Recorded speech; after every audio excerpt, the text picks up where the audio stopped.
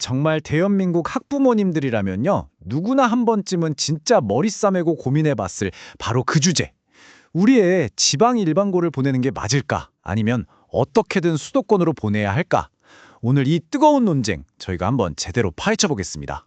이게 그냥 단순하게 학교 하나 고르는 문제가 아니잖아요. 우리 아이의 미래가 걸린 어쩌면 가장 중요한 전략적 결정일 수도 있거든요.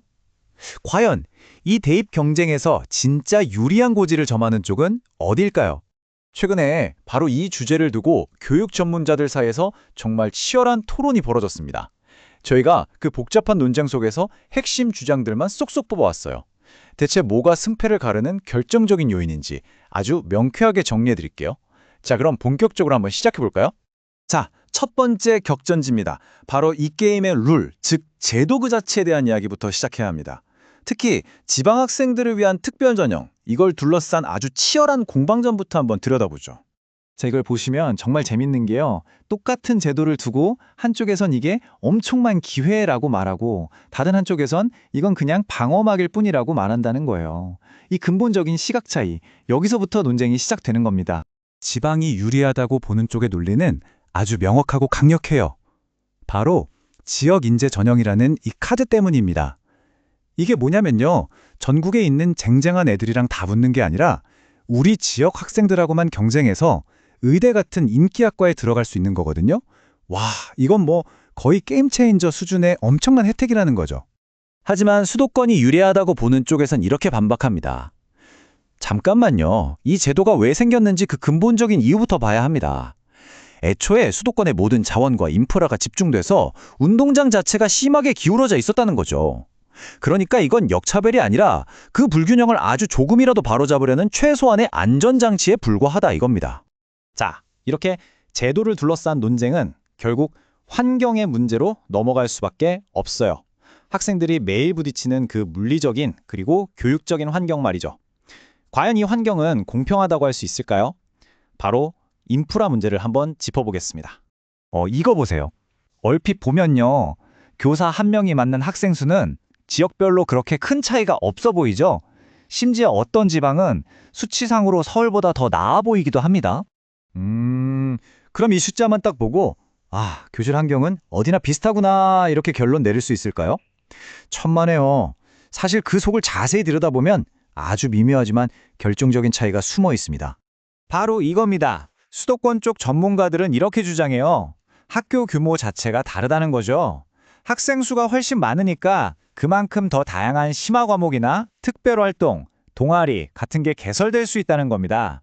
그리고 이런 것들이 바로 대학 입시에서 학생의 경쟁력을 보여주는 아주 중요한 스펙이 되는 거고요. 그리고 사교육 시장으로 오면 격차는 더 벌어집니다. 이 표가 그 냉정한 현실을 딱 보여주죠. 보세요. 온라인관이 됐는 돈은 뭐 비슷해요. 근데 총 지출액을 보면 2배가 훌쩍 넘게 차이가 나죠.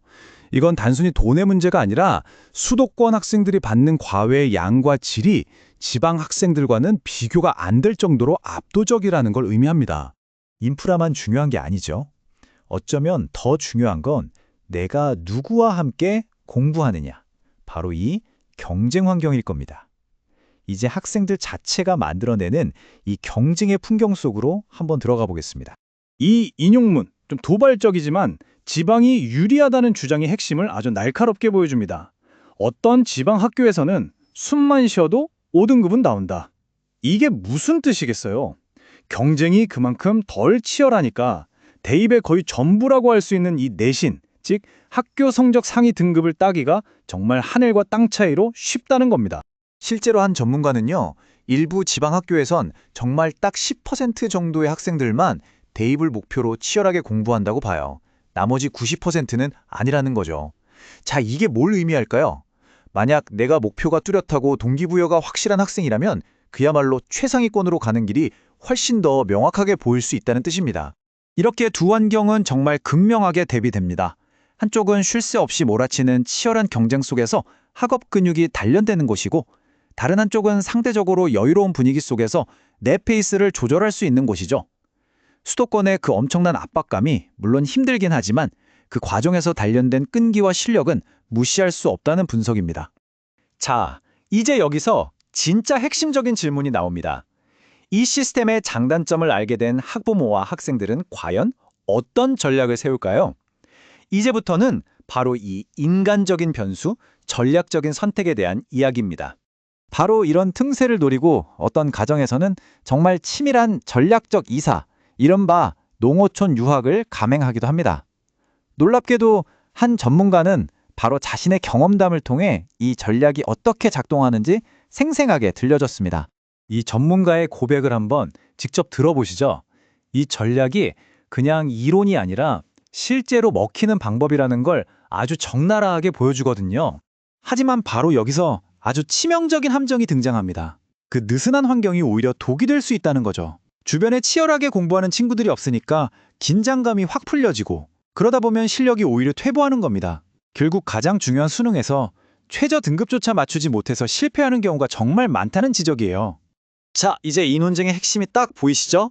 결국 이 문제는요, 지방학교가 가진 제도적 이점, 그러니까 쉬운 내신과 지역인재 전형, 이것과 수도권 학교가 가진 환경적 이점, 다시 말해 뛰어난 인프라와 경쟁을 통한 성장, 이 둘 사이에서 무엇을 선택할 것인가 하는 딜레마입니다. 자, 그럼 최종 결론을 내려보죠. 지방이냐 수도권이냐. 사실 이 논쟁에 완벽한 정답은 없습니다. 전문가들이 공통적으로 지적하는 가장 중요한 변수가 있거든요. 그건 바로 어떤 환경에 있든지 간에 결국 성공을 결정하는 건 학생 자신의 내적 동기라는 겁니다. 결국 성공에 더 중요한 건 우리 아이에게 주어진 환경일까요? 아니면 그 환경 속에서 스스로 만들어 나가야 할 의지일까요? 이 질문에 대한 답은 여러분 각자의 몫으로 남겨두면서 오늘 이야기는 여기서 마치겠습니다.